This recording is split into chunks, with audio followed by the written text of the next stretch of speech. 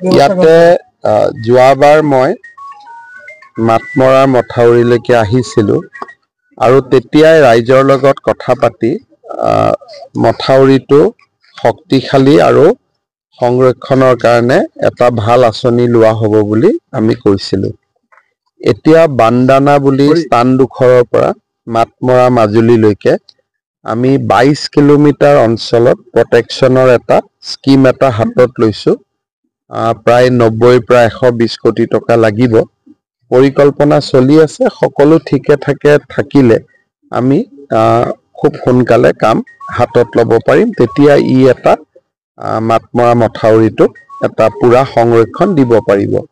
আৰু এইবাৰো মথাউৰিটো ভাল অৱস্থাতে আছে, গাড়ী মটৰো চলাচল কৰি আছে আৰু ই যদিও কোনোবা জেগাত অলপ বইল হৈছে, তথাপিতো ব্ৰহ্মপুত্ৰৰ পানী এইবাৰ ঢকুৱাখানা সমষ্টিৰ ভিতৰত সোমোৱা নাই।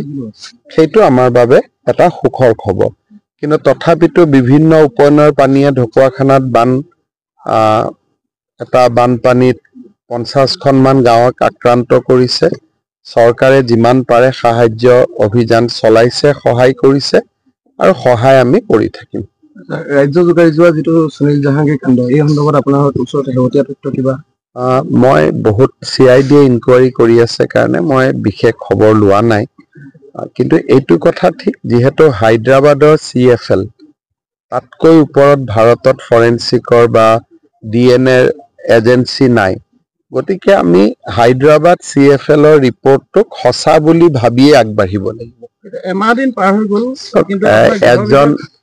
এজন মানুহ যেতিয়া বা কোনোবা এটা হত্যা হয় বা কোনোবা মানুহ যেতিয়া নোহোৱা হয়, এমাহ, এবছৰ, কেতিয়াবা 3 বছৰ পিছতো ট্ৰেক কৰিব সময় লাগে। তাৰ সময়সীমা এটা ধৰি আপুনি কাম কৰিব নোৱাৰে, কাৰণ মানুহৰ লগত কথা নাই। মানুহটো আটাইতকৈ আমাৰ যিমান ধৰাত যিমান প্ৰাণী আছে তাৰ ভিতৰত মানুহে আটাইতকৈ ডাঙৰ বিবেকবান আৰু বুদ্ধিবান। গতিকে মানুহৰ লগত আপুনি যেতিয়া কিবা এটা সমস্যা হ'ব, তাৰ একদম 10 দিনত উলিয়াই দিম, 30 দিনত উলিয়াই দিম, তেনেকুৱাতো কথা নাই। কিন্তু পুলিচে নিজৰ কাম কৰিব, বিশ্বাস ৰাখক। সকলো ঘটনাই পুলিচে সমাধান কৰিব পাৰিছে, এইটোও কৰিব।